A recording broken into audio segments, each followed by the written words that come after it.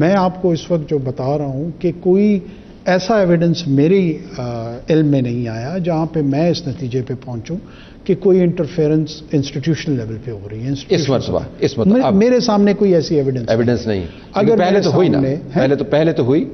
دیکھیے, اگر ہم مسلم لیگ کاف, آپ اس سے پہلے چلے جائیں کنونشن لیگ, پاکستان سکندر مرزا کے دور سے ان تمام تجربات سے گزر رہے. اگر میں یہ کہوں کہ نہیں طلعت صاحب ایسا کچھ نہیں ہوا اور آپ کی اپنی جماعت باپ بھی ایسی بنی تھی. ہماری جماعت باپ میں پرائمریلی ہم لوگ جو الیکٹیبلز تھے, ہم یہ سمجھتے تھے کہ مرکزی جو جماعتیں ہوتی ہیں جس میں Pakistan Muslim League Noon, Peoples Party, P T I, ان کی لیڈرشپ کو ہم اپنے الیکٹیبلز کا مینڈیٹ دے دیتے ہیں اور اس کے بعد یہ اپنی خواہشات کے مطابق ان کی جو پریفرنسز ہوتی ہیں, جو بلوچستان میں عمومی طور پہ کامپرس جماعتیں ہیں, ان کے پلڑے میں یہ اپنا وزن ڈال دیتی ہیں. اس خیال کے تحت ہم نے اس کو تشکیل دیا تھا. آپ نے تشکیل دیا تھا, تشکیل کروائی گئی تھی؟ مقامی ڈیٹ کمانڈر کا تو نام ہر طرف آتا جب باپ بن رہی تھی. نہیں, میرا نہیں خیال کہ اس نے کی تھی. یہ ہم کسی انٹیلیجنس والے نے آپ کو بٹھایا نہیں کہ جی اس طرح بنائیں, نون لیگ چھوڑ دیں؟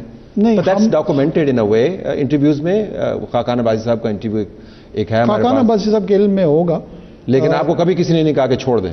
نہیں, نون لیگ کو چھوڑ دیں. ہم خود نون لیگ کو چھوڑنا چاہ رہے تھے.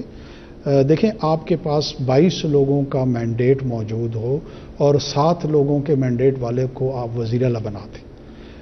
اس وقت ہم نے, یا عابد شیرلی صاحب شاید اس کے گواہ ہوں گے, انہوں نے کہا جی ہم نے میگنیمنٹی کا مظاہرہ کرتے ہوئے جو ہے نا ان کو وزیر اعلیٰ بنایا. تو میں نے ان کو اس وقت کہا تھا کہ 31 سیٹیں عمران خان کے ہیں, اس کا بھی میگنیمنٹی کا مظاہرہ کریں اور اس کو وزیر اعظم بنا دیں. تو بعض اوقات جینون پولیٹیکل ڈسکورس اور چیلنجز ہوتی ہیں جس کو آپ شاید مین سٹریم میں یہاں پہ لوگ سمجھ نہیں پاتے ہیں, ان کو سامنا کہ ہمیں پتہ نہیں کہ باپ کیسے بنی تھی. نہیں, آپ کو پتا ہوگا جی ڈی اے کیسے بنی تھی, آپ کو پتا ہوگا, لیکن آپ کو یہ پتا ہے کہ کس طریقے سے ایک مائنورٹی کے مینڈیٹ والے بندے کو چیف منسٹر بنایا گیا. کسی نے اس جمہوری اصول کو کوشچن نہیں کیا کہ کیوں بنایا. اس طرح تو مائنورٹی پارٹی کا سینٹ چیئرمین بھی بن گیا تھا جب آپ عمران خان کے ساتھ. یقیناً آپ اس کو ریز کریں, نہیں کیا. But you supported Imran Khan at that time. Even still, yes, still ہی از چیئرمین.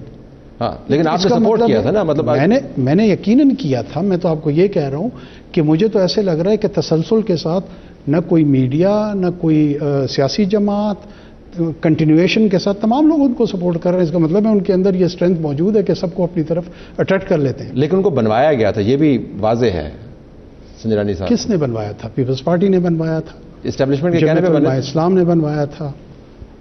باپ پارٹی کے ہم 6 لوگ تھے جو اس وقت باپ پارٹی نہیں تھی لیکن آزاد لوگ تھے, اور چھوٹی جماعتوں میں سے بھی چند لوگ تھے.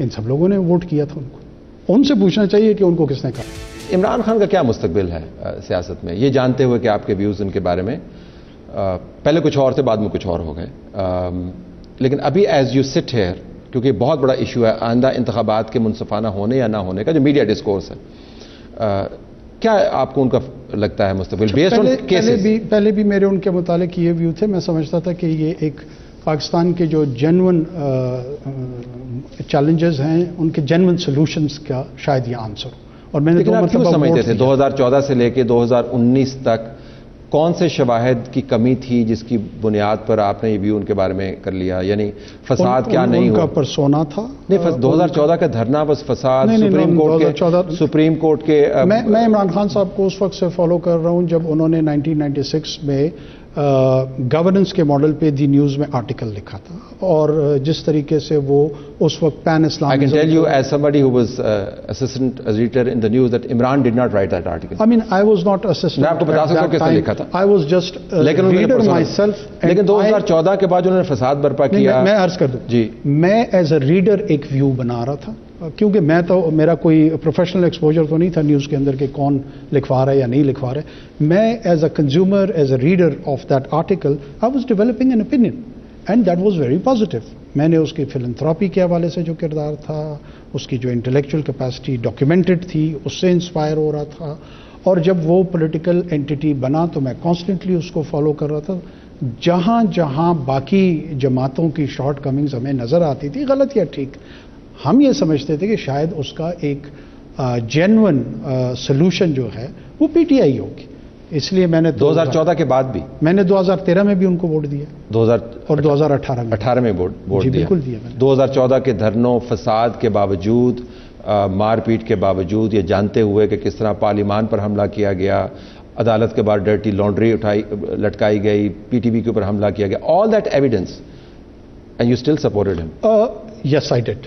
میں آپ کو یہی بتا رہا ہوں کہ میں یہ سمجھتا تھا کہ جب آپ تبدیلی کے عمل سے گزر رہے ہوتے ہیں تو بسا اوقات ایسے ضرور ہوتا ہے کہ آپ نارمل پولیٹیکل بیہیویئر سے ڈیویٹ بھی کرتے ہیں. بہت آئیڈیل سچویشن میں آپ کام نہیں کر رہے ہوتے, تو وی آلویز گیو ہم that benefit of doubt, but I did not vote ہم کہ وہ ریاست کے مختلف اداروں کے خلاف اعلان جنگ کر کے ایک کیوس کی صورتحال کی طرف جو 9th میں تھا, اور اس کے بعد میں نے اپنا ویو چینج کیا اور وہ بھی میں نے پبلکلی کیا. Based on that stated cases جانتے ہوئے ان کے بارے میں what's his future? Well I can't be present, اور میں ظاہر ہے نجوم پہ تو یقین نہیں. آپ عمران واچر ہے نا, آپ نے عمران کی ہائیز اینڈ لوز بھی دیکھے ہوئے ہیں, تو اس دانش مندی کے پیش نظر آپ کچھ تو میرے خیال میں ان کا جو بھی پولیٹیکل فیوچر ہوگا وہ جوڈیشل آؤٹ کم کا نتیجہ ہوگا. جو جوڈیشل ریمیڈیز ان کو اویلیبل ہیں, جو جوڈیشل پروسیسز ہیں, اگر ان کو انہوں نے اکارڈنگ ٹو دا لا اور انٹیلیجنٹلی ایک اسٹریٹجائز کیا, that will determine his future. بالکل. آخر میں without taking too much of your time, جو ملٹری کورٹس میں سویلینز کا ٹرائل ہے وہ ایک فیصلے کے ذریعے ناک آؤٹ کر دیا گیا ہے, تو اس کے خلاف اپیل میں جا رہے ہیں؟ جی انشاءاللہ. تو یو بلیو کہ ملٹری کورٹس میں سویلین کا ٹرائل ہونا چاہیے؟ دیکھیے, دیر واز اے لا, اس کا مطلب ہے کہ قانون بنا تھا, تو قانون بنا تھا تو اس قانون کے تحت اگر ٹرائلز ہو رہے تھے یا ہونے چاہیے تھے, اس کو لا کو چینج کرنے کے فورم پہ کسی نے چیلنج نہیں کیا. That was parliament. اگر کوئی یہ سمجھتا ہے کہ ان قوانین میں تبدیلی ہونی چاہیے تھی یا ہو سکتی ہے, تو اس کا جو رائٹ فورم ہے وہ ہے پارلیمنٹ. پارلیمان میں اس کو ڈبیٹ ہونا چاہیے, اس کے مختلف لوگوں کے ویوز ہوں گے. میرا اپنا ویو یہ ہے کہ ہونے چاہیے, لیکن ساتھ ساتھ ہم اس کی سائٹیشن دیکھنا چاہتے ہیں, ریزننگ دیکھنا چاہتے ہیں کہ یہ جو آنریبل ججز تھے وہ اس کنکلوژن پہ کون سی لیگل ریزننگ کے تحت پہنچے ہیں. اور after examining those reasons we will definitely go for the appeal, کیونکہ میرے خیال میں اس کے بڑی سنجیدہ امپلیکیشنز ہیں. It's not just about one اور اندر گروپ, جس کے متعلق شاید مجھے ایسے لگ رہا ہے کہ ذہن میں اس کو مد نظر رکھتے ہوئے یہ فیصلہ کیا گیا ہے. کل کو ایک سویلین ایس پی ڈی میں جا کر کسی کے بھی ہیسٹ پہ کوئی بھی کسی قسم کی کارروائی کرتا ہے, تو کیا کریں گے کہ اس فیصلے کے تحت ہم کہیں گے کہ اس سویلین کے خلاف جو ہے نا ہم قانونی کارروائی نہیں کر سکتے کیونکہ ایک فیصلہ آ چکا ہے, گرچہ ہمارے پاس قانون موجود ہے. تو لہٰذا میں تو اس پہ میرے اپنے ذاتی طور پہ بڑے اسٹرانگ ویوز ہیں.